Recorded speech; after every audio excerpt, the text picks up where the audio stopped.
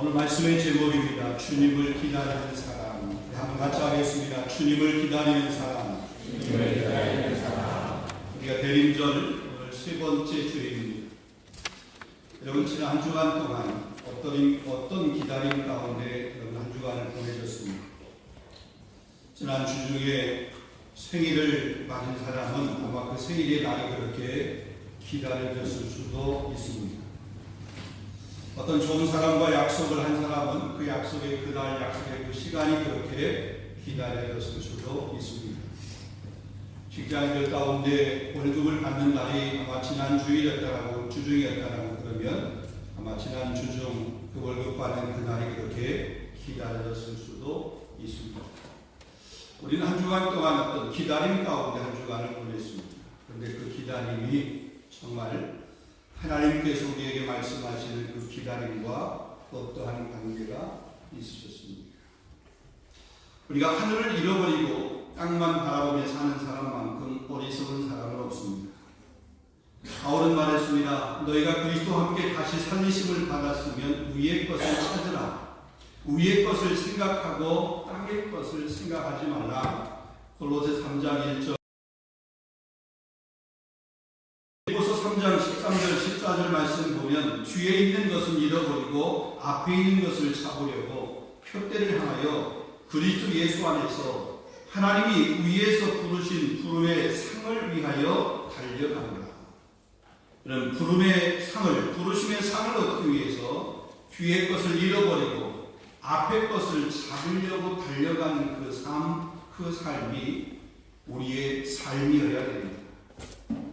앞을 향하여 나아가는 것, 과거에 붙잡혀 있지 않고 앞을 향해서 준치적으로 달려가는 것, 그것이 우리의 삶이 되어야 되는 거죠. 과거에 발목 잡혀 있고 과거에 묶여 있고 그 삶이 아니라 누구든지 그리스도 안에 있으면 새로운 피조물이라 이전 것은 지나갔으니 보라 새 것이 되었도다. 우리가 그리스도 안에서 새로운 사람, 새 피조물이 되었기에 이전에 우리를 묶고 있었던, 우리의 발목을 잡고 있었던, 하나님이 만들었던 그것, 여전히 그 안에 머물러 있는 것이 아니라 그것들을 떨쳐, 그것들을 뒤로 우리 앞을 향해서 위의 것을 찾는 삶, 그 삶이 저와 여러분 모두의 삶이 되어야 될 줄로 믿습니다. 우리의 마음과 행실이 그리스도의 마음과 일치하는 것이 우리의 삶의 궁극적인 목표입니다. 그 자리까지 우리는 나아가야 됩니다.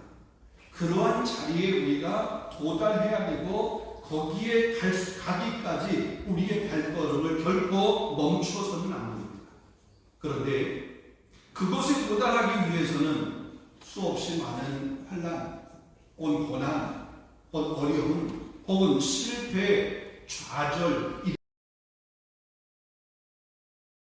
없습니다.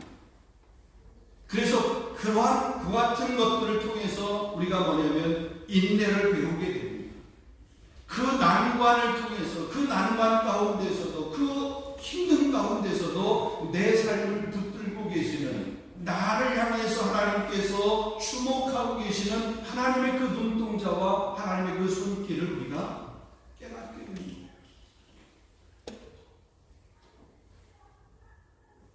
이 모든 것들을 우리가 다 이기고 이 모든 것들을 우리가 승리했을 때에 아브라함에게 하나님께서 말씀하셨듯이 이제야 내가 하나님을 경외하는 줄을 내가 알게 되노라. 아브라함이 들었던 그런 칭찬, 그 칭찬을 우리 동일하게 듣게 될 것이라는 말이죠. 아브라함이 그 후에 칭찬을 받았습니다. 내가 내게 큰 복을 주고 내 씨가 크게 번성하여 하늘의 별과 같고 바닷가의 모래알 같게 하리니 내 씨로 말미암아 천하 만민이 복을 받는다. 이렇게 그 연단의 과정, 그 훈련의 과정, 그 고난의 과정, 그것을 극복하고 이긴 사람, 그 사람을 통해서 하나님께서 그 사람에게 복을 주실 뿐만 아니라 그 사람을 통한 그 사람의 씨까지도, 그 공동체까지도 복을 허락해 주신다는 그런 말씀입니다. 이런 복이 여러분의 가정 가운데, 이런 복이 우리 공동체 가운데 있을 수 있기를 주님의 이름으로 축원합니다. 여러분, 우리 대림절 기간 동안 주님의 마음과 우리는 깊이 접속되어 있어야 됩니다. 무의미를 의미로 바꾸어 주시는 그 하나님의 섭리 속에 그분 안에서 여러분의 삶이 이렇게 기경되어지는 그런 모습이 특별히 대림절 기간 동안에 있어야 됩니다. 오늘 본문에서 주님을 기다리던 한 사람, 한 여인이 있습니다. 안나라고 하는 선지자입니다. 자, 이 안나 선지자가 주님을 만난 이 사건을 통해서 우리가 대림절 기간 동안 우리가 붙들어야 될 그런 말씀, 우리가 어떻게 기다리는 자로서의 그런 모습, 그 모습을 살아가야 되는지, 아니 기다리는 자에게 하나님께서 주신 은혜가 무엇인지 우리 간략하게 한번 생각해 보려고 합니다. 그럼 첫 번째로 보면 기대할 수 없는 상황 속에서도 주님은 우리를 만나주시는 것을 볼 수 있습니다. 자, 오늘 본문 36절, 37절 다시 한번 읽겠습니다. 또 아셀 지파 바누엘의 딸 안나라 하는 선지자가 있어 나이가 매우 많았더라. 그가 결혼한 후 7해 동안 남편과 함께 살다가 과부가 되어 84세가 되었다. 안나라고 하는 여인, 안나라고 하는 선지자, 그가 아셀 지파의 후손이라고 얘기합니다. 여러분, 아셀 지파는 야곱의 12아들 중에서 8번째 아들입니다. 야곱의 아내인 레아의 시녀했던 실바라고 하는 그 시녀가 낳은 그런 아들입니다. 근데 창세기 마지막 부분 49장에 보면은 자식들 향해서 야곱이 축복, 칭찬을 하면서 권면하는 그런 내용들이 있습니다. 49장에 보면 야곱이 그의 인생의 마지막 죽음을 앞두고 그의 아들들을 다 불러놓고 유언과 함께 그 아들들 한 사람 한 사람 그 지파를 향해서 축복을 하는데, 그 아셀 지파를 향해서 축복했던 메시지가 창세기 49장 20절에 있습니다. 아셀에게서 나는 먹을 것은 기름진 것이라. 그가 왕의 수라상을 차지하리라. 아셀에게서 나는 그 어떤 것, 아셀이 농사에서 아셀이 어떤 거 목축을 해서 그 얻는 그 어떤 것, 그것들은 왜? 기름진 것이다. 그가 왕의 수라상, 왕의 상, 왕의 그 잔치상, 왕의 그 음식을 책임지는, 왕의 상을 책임지는 그런 일을 감당할 것이다. 이 얘기입니다. 자, 이것으로 봐 이 아셀 지파는 이스라엘의 왕들의 식탁을 담당했던 그런 지파로 우리가 생각해 볼 수가 있습니다. 왕의 식탁을 담당한다. 한번 생각을 해보세요. 왕의 식탁을 담당하는데 농사를 지었는데 그 농사가 흉년이 들면 되겠습니까? 목축을 해서 양을 이렇게 기르는데 그 양이 병들어서 살찐 그런 음식, 살찐 그런 양이 아니라 병든 양이면 되겠습니까? 그럼 왕의 식탁을 범하게 되는 거죠. 그래서 왕의 식탁을 감당할 수 있으려고 그러면 특별히 기름진 땅이 있어야 됩니다. 또 그곳에서 풍성한 수확이 있어야 됩니다. 그러함이 있었던 지파, 그게 아셀 지파라는 거죠. 그런 지파의 여인, 안나라고 하는 그런 여인입니다. 그런데 그 안나의 삶이 그렇게 결코 행복했던 것, 평안했던 것, 넉넉했던 것 아닌 것 같습니다. 남편을 일찍 잃은 과부였습니다. 나이가 많은 그런 여인이었습니다. 여러분, 젊어서 혼자 살아간다고 하는 것, 그 당시에는 사실 그 당시에 혼자든지 고아나 과부 같은 그런 취급을 했습니다. 왜? 혼자 살아가기 힘들고 어려운 그런 사람이에요.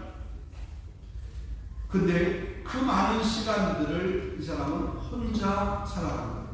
보잘것없는 그런 여인, 그러한 안나가 오늘 주님을 만난 그런 이야기를 오늘 성경으로 우리가 나누고 있습니다.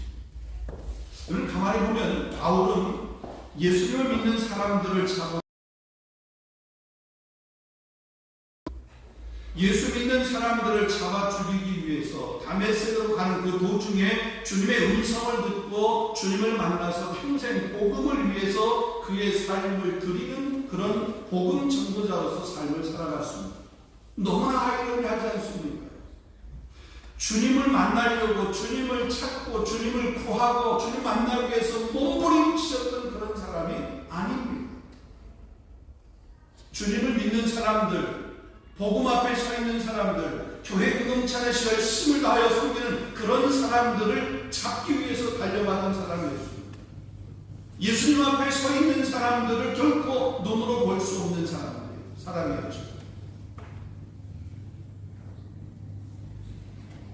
주님을 부정했던 사람, 반대하고 회방했던 사람, 주님 믿는 사람들을 가로막고 막아섰던 사람, 아니 그들을 눈에 볼 수 없어서 그들을 죽이기에 앞장섰던 그런 사람,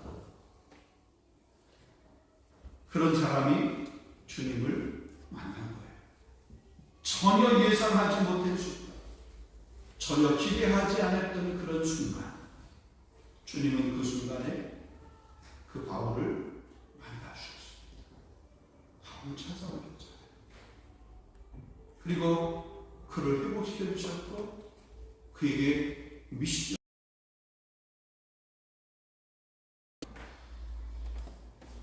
얼마 전에 제가 오래전에 그 유튜브 영상을 하나 본 게 있습니다. 휠체어를 타면서 치료를 하는 의사 선생님입니다. 기적은 당신 안에 있습니다라고 하는 책을 쓴 분입니다. 미국의 존스 홉킨스 의과대학병원의 재활의학과 전문의 이승복 박사라는 분이 계십니다. 사지마비의 중상을 극복하고 세계 최고의 병원이라고 그렇게 일컬음을 받는 이 존스 홉킨스 대학병원의 재활의학과 의사가 된 그런 사람입니다. 그의 가족이 한국에 있을 때 그의 아버지가 약사였다라고 얘기합니다. 근데 좀 더 나은 삶을 위해서 미국으로 이민을 결정하고 온 가족이 이민을 떠나게 되었습니다. 미국의 이민간들의 그 초기 정착의 과정을 보면 누구나가 다 힘든 그런 시간들을 겪는 것처럼 그에게도 그의 가정에게도 그런 힘든 시간들이 있었습니다. 아버지는 병원에서 청소부로 일을 했습니다. 어머니는 봉제 공장에서 일을 했습니다. 아침 일찍부터 밤늦게까지 부모님들이 나가서 일을 해야 되니까 이 아들은 혼자 그렇게 있을 수밖에 없었습니다. 그가 8살이었던 그는, 당시 8살이었던 그는 처음에 이민을 갔으니까 뭐 영어가 익숙하지 않을까, 언어가 서툴다고 하는 것 때문에 아이들로부터 소통할 수 없어 학교 생활하는 것들이 점점 힘들어지기 시작을 했습니다. 운동을 좋아했던 그가 유명한 체조 선수가 되어서 이제 부모님들이 그렇게 고생하는 것, 그 부모의 고생을 덜어드리고 싶은 마음으로 운동을 열심히 하다가 연습하는 도중에 그만 불의의 사고를 당하게 되었고 그 불의의 사고의 결과가 사지마비라고 하는 그런 중상을 입게 되었습니다. 분노의 시간을 보냈습니다. 고통의 시간을 보냈습니다. 암흑의 시간을 보냈습니다. 두려움과 혼란의 시간을 보냈습니다. 그러던 그가 하나님을 만났습니다. 한동안 패배감과 절망감에 빠져 있었지만 그런 자신을 사랑하기 위해서 예수를 이 땅에 보내주셨다라고 하는 그 하나님, 그 주님을 만나게 된 것입니다. 그 후에 자신에게 일어났던 그 이전의 모든 사건들이 하나님의 계획이라는 사실을 깨달았고 그는 새로운 삶에 대한 도전을 시작을 했습니다. 열심히 공부했습니다. 뉴욕대를 거쳐서 콜롬비아 대학에서 공중보건학 석사학위를 마치고 또 계속해서 의학 공부를 계속해서 하게 되고 하버드 대학에서 인턴 과정을 거쳐서 존스 홉킨스 대학병원의 재활의학과 의사가 되었습니다. 사지마비가 되었고 중증 장애인이었던 그가 하나님을 만나, 아니 하나님께서 그런 그 이 박사님을 만나 주신 것입니다. 그가 하나님 만난 후 이런 고백을 했습니다. 내 인생 여정에는 고통과 불확실함, 두려움과 혼란 등이 늘 동행했습니다. 그러나 하나님께서는 나를 향한 극진한 사랑으로 이 모든 것을 극복하게 해 주셨습니다. 나를 향한 치밀한 하나님의 계획이 있었음을 나는 압니다. 주님을 만나면 이런 놀라운 고백, 이런 놀라운 삶을 살게 됩니다. 가만히 보면 하나님을 만날 수 없는 상황, 하나님을 만날 수 없는 그 순간, 그 순간에도 하나님은 만나기 위해서 찾아오시고 만나기 위해서 우리를 향해서 손을 내미시는 줄로 믿습니다. 혹시 주님을 만날 수 없는 상황, 주님을 만날 수 없는 그런 환경 가운데 있다라고 혹시 그렇게 스스로 생각하는 분 계십니까? 소망을 품을 수 없는 상황에 놓여 있다라고 그렇게 절망하는 분이 혹시 계십니까? 주님을 만날 수 없는 환경 가운데 있었던 그런 사람들이 주님을 만났습니다. 그 사람이 주님을 만나기 위해서 애절하게 찾고 찾았던 사람들도 만났지만, 그러나 때로는 절망, 아무것도 할 수 없어서, 어찌할 수 없어서 하늘만 쳐다보고 있고 때로는 탄식하고 있는 그 현장 가운데 있는 사람도 하나님은 만나주셨습니다. 그렇게 주님을 만나지 못할 사람은 아무도 없는 거죠. 이 말은 역으로 가면 누구나가 다 주님을 만나기 위해서 기다리는 그런 삶을 살아야 된다라고 하는 겁니다. 여러분, 이 대인절 기간, 그 주님을 기다리는, 주님을 만나는 그런 기간이 될 수 있기를 주님의 이름으로 축원합니다. 자, 두 번째로, 자, 이렇게 주님을 만난 사람은 어떤 삶을 살아야 됩니다. 예배 중심의 삶을 살아야 됩니다. 자, 오늘 37절 말씀, 하반절 말씀입니다. 이 사람이 성전을 떠나지 아니하고 주야로 금식하고 기도함으로 섬기더니 과거로 오랜 시간을 보냈습니다. 그가 그렇게 과거로 보낸 시간이 무려 84세가 되었다라고 하니까 오랜 시간을 그렇게 홀로 보내게 된 것입니다. 그런데 그 긴 삶의 여정, 홀로 보낸 그 긴 삶의 여정을 한마디로 요약을 하게 되면 성전을 떠나지 아니하고 살았다라고 합니다. 여러분, 성전을 떠나지 아니하고 살았다라고 하는 이 말을 다른 말로 얘기하면 예배 중심의 삶을 살았다라고 하는 것입니다. 예배 중심의 삶이 바로 예수 그리스도를 기다리는 사람들의 삶의 참 모습입니다. 이스라엘 백성들이 출애굽을 하게 되었습니다. 여러분, 출애굽을 한 후에 이스라엘 백성들이 그 12지파가 성막을 중심으로 해서 사방에 이렇게 진을 쳐서 지냈습니다. 또 그들이 전진을 하게 될 때 그들의 앞에는 항상 성막이 먼저 앞서 갔던 모습을 보게 됩니다. 그 성막을 이스라엘 백성들이 다 뒤따른 거죠. 예배 중심의 삶을 보여주는 것입니다. 성막은 하나님의 임재의 상징입니다. 성막은 하나님을 만나는 그런 처소입니다. 예수님도 역시 성전을 귀하게 여겼습니다. 성전에서 장사하는 사람들의 상을 예수님께서 뒤엎으시면서 성전을 청결하게 하셨던 모습을 보게 됩니다. 왜요? 이 집은 만민이 기도하는 집이라 일컬었거늘 강도의 구렬, 강도의 소굴로 만들었다. 예배하는 곳인데 그 예배하는 곳을 장사하는 곳으로 만들었다 이거죠. 예배의 본질, 그 성전의 그 본질, 성전이 예배하는 것이라고 하는 것을 회복시켜 주시는 그런 메시지입니다. 우리의 삶의 중심이 예배가 되어야 되고 성전이 바로 우리 삶의 중심이 되어야 된다라고 하는 그런 말씀입니다.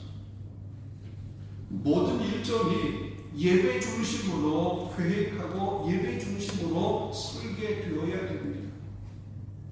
하나님을 예배하는 날이 먼저 앞서서 내 인생의 설계, 내 하루에 혹은 일주일에 혹은 한 달에 1년의 계획을 그렇게 세울 수 있어야 됩니다.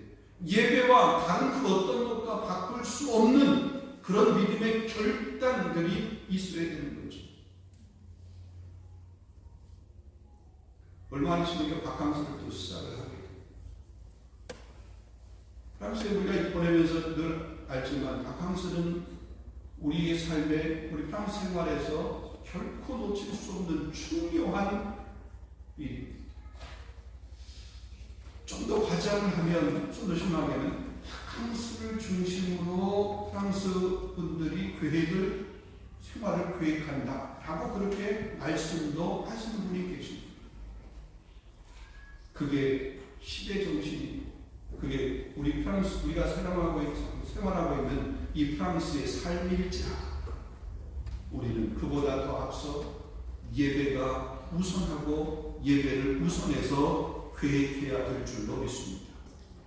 우리 그리스도인에게 예배는 선택이 아닙니다. 필수입니다. 그래서 주님을 기다리는 사람, 예배 중심의 삶을 살아갑니다. 마지막 세 번째입니다. 자, 이렇게 주님을 만난 자의 삶, 주님을 만나게 되면 주님을 증거하는 삶을 살아야 됩니다. 본문 38절 말씀 마지막 절에 보면 마침 이때에 나와서 하나님께 감사하고 예루살렘의 순양을 바라는 모든 사람에게 그에 대하여 말하니라. 자, 안나 선지자가 먼저 하나님께 감사했다고 했습니다. 여기 감사했다라고 하는 이 동사는 시제로 말하게 되면 미완료 과거형입니다. 한 번 감사했다 이게 아니라 계속해서 반복해서 감사했다라고 하는 그런 말입니다. 그리고 예루살렘의 승량을 바라는 모든 사람들에게 그에 대한 메시아에 대해서, 오신 아기에 대해서 말한 겁니다. 예루살렘에서 구속을 기다리고 있는 그 모든 사람들에게 그 소식을 전하게 된 것입니다. 주님이 오시기 한 700년 전에 이사야 선지자를 통해서 메시아가 오면 예루살렘을 구속하실 것이라고 하는 그 예언의 메시지가 이사야에게 의해서 선포되었습니다. 그래서 이 모든 유대인들은 메시아가 오면 그들이 순양을 받을 것이라고 그렇게 믿고 있었어요. 근데 이 안나가 아기 예수님을 만나게, 그러고 나서 이제 이 유대인들에게 말하는 거예요. 이스라엘의 속량을 줄 자가 지금 태어났다. 그 아기 예수가 탄생했다라고 하는 것을 말하고 있는 거죠. 그것을 선포하고, 당신이 그렇게 기다리고 있던, 당신들이 그렇게 기다리고 있던 메시아가 바로 이 아기다, 이런 말을 하고 있습니다. 여기서 말했다라고 하는 이 말도 보면 시제가 미완료 시제, 그게 한 번 말하는 것이 아니라 반복해서 계속해서 한 번 전하는 것이 아니라 두 번, 세 번, 네 번 반복해서 계속해서 전하는, 그 소리를 듣든 안 듣든 전하는 거예요. 그래서 너는 때를 얻든지 못 얻든지 항상 힘쓰라. 요한복음 9장에 보면 우리가 찾는 소경 거지 바디메오의 이야기가 요한복음 9장에 나옵니다. 그는 남에서부터 소경이었습니다. 그런데 주님을 만나고 나서 그가 눈을 뜨게 되었습니다. 실로암에 가서 눈을 씻으라고 한 그 명령에 순종해서 눈을 뜨게 됩니다. 그런데 그날이 마침 안식일이었어요. 바디메오는 너무나 기뻐서 자신이 고쳐준 그 예수님을 성전에 가서 전하기 시작을 했습니다. 그러자 그 바리새인들이 그를 잡고 협박을 합니다. 그가 전하는 그런 얘기를 못하도록 그렇게 막는 것입니다. 왜냐하면 안식일에 예수님께서 일을 했다는 거죠. 예수님이 그러기에 안식일을 범했다는 거죠. 예수님이 죄인이라고 하는 겁니다. 누구든지 예수를 그리스도라 시인하는 사람들은 다 출교할 것이다, 그렇게 협박을 했습니다. 그 예수님을 전하지 못하도록, 이 바디모에게 그 예수님을 전하지 못하도록 그렇게 가로막게 되는 거죠. 그런데 그 바디모는 뭐라고 해요? 25절에 보면 그가 죄인인지 나는 알지 못하나 내가 한 가지 아는 것은 내가 맹인으로 있다가 지금 보는 그것입니다. 그가 나를 고쳐주었다. 내가 그가 죄인인지 아닌지 그건 내가 알지 못해. 그러나 분명한 것은 그분이 나를 고쳐주신 분이야. 그 예수님을 전하게 되는 거예요. 전하지 말라. 너 전하게 되면 넌 출교야. 너는 우리 공동체에서 영원히 추방이야. 그렇지만 그걸 아랑곳하지 아니하고 자기가 만난 그 주님을 만났기에, 그 주님의 은혜를 경험하기에, 주님으로부터 쉬운 기적을 경험했기에 그 주님을 담대하게 전하고 있는 니고데모스에게, 여러분, 주님을 만난 사람은 반드시 그 주님을 전하게 되었습니다. 주님의 은혜를 입은 사람은 그 은혜를 전할 수밖에 없어요. 내가 만난 그 주님을 증거해야 되는 거죠. 그런즉 저희가 믿지 아니하는 일을 어찌 부르리요? 듣지 못한 일을 어찌 믿으리요? 전파한 자가 없이 어찌 들으리요? 보내심을 받지 아니하였으면 어찌 전파하리요? 누군가가 전해야 들을 거다. 들어야 믿을 거다.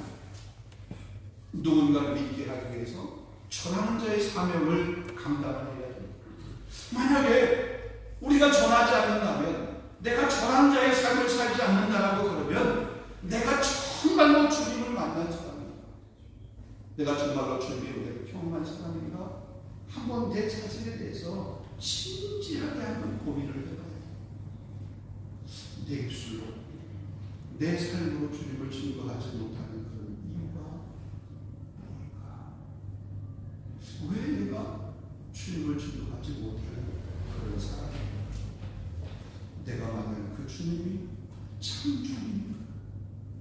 내가 만난 하나님이 참 하나님이십니까? 내게 주신 그 은혜가 참 주님이 주신, 하나님이 주신 참된 은혜입니다.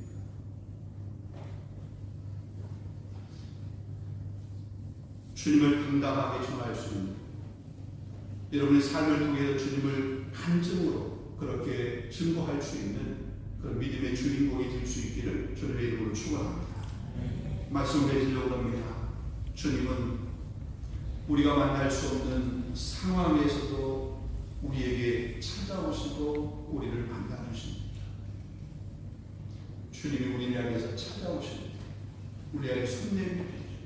우리에게 말씀하십니다. 믿음으로 아멘하고 응답하면 되는 줄로 믿습니다. 주님이 찾아오셔서 만나주실 때 그분의 품에 안길 수 있는 저와 여러분 될 수 있기를 원합니다. 너희는 여호와를 만날 만한 때에 찾으라. 가까이 계실 때 그를 부르라. 악인은 그 길을 불의한 자는 그 생각을 버리고 여호와께로 돌아오라. 그리하면 그가 긍휼히 여기시리라. 주님을 만난 사람은, 아니 주님을 만났으면 그 삶은 예배 중심의 삶이 되어야 됩니다. 여러분, 예배 중심의 삶을 사십시오. 예배가 우리 삶을 변화시키고 예배가 우리를 축복의 길로 그렇게 인도합니다. 더 나아가서 주를 만나고 예배의 기쁨과 감격을 경험했다라고 그러면 그 경험을 여러분 마음 가운데, 여러분 가슴 가운데, 여러분 삶 가운데 묻어두거나 그렇게 담아두지 마세요. 여러분이 만나는 그 주님, 여러분에게 주신 그 은혜, 그 은혜의 풍성함을 여러분 주변의 사람들에게 전할 수 있는 여러분 모두가 다 될 수 있기를 주님의 이름으로 축원합니다. 그 여러분을 통해서 구원받는 사람들의 숫자가 늘어나고 올해 공동체 빈자리가 채워지고 이 땅에 다시 그리스도의 계절이 오고 주의 영광이 드러나는 그런 귀한 모습, 특별히 그런 귀한 모습을 사모하는 저와 여러분의 그 대림전 기간이 될 수 있기를 주님의 이름으로 축원합니다. 기도하겠습니다. 거룩하신 아버지 하나님 감사합니다. 오늘 우리에게 생명의 귀한 말씀을 주시고 주님을 기다렸던 이 아셀 지파의 안나라고 하는 선지자, 그가 평생을 살면서 주님을 예배하고 또 기도하고 그 주님을 전하는 그런 삶을 살았던 이 모습을 따라서 우리도 우리를 만나주신 하나님, 우리에게 은혜 주신 하나님, 오늘 우리 삶의 현장 가운데 역사하신 그 하나님, 그 하나님을 예배하는 자로서 살아가게 하시고 또 그 하나님을 전하고 증거하는 전도자의 삶을 살아갈 수 있는 우리 모두가 다 될 수 있도록 인도하여 주시옵소서. 특별히 주님의 다시 오심을 배망하는 이 대림절 기간 동안 나 한 사람, 우리 가족, 우리 공동체만이 아니라 우리 주변의 많은 사람들이 주님을 대망할 수 있도록, 기다릴 수 있도록 그렇게 복음 앞에 부끄럽지 아니한 전도자의 모습으로 우리 대림절 기간을 살아갈 수 있도록 성령 하나님 역사해 주시옵소서. 예수 그리스도 이름으로 감사하며 기도하옵나이다. 아멘. 말씀을 기억하시고